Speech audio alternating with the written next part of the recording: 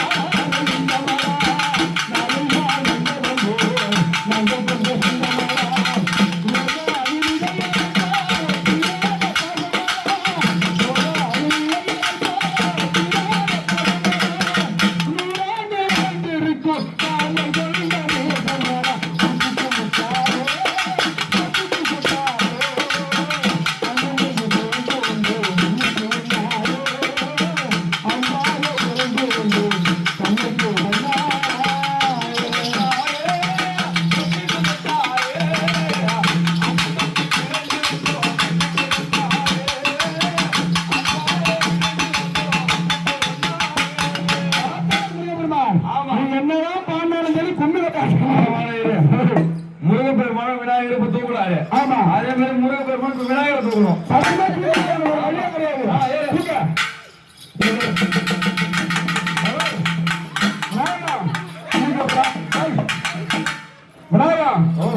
தூக்குற தூக்குல நீங்க அவனுக்கு ரத்தம் சொல்லணும்.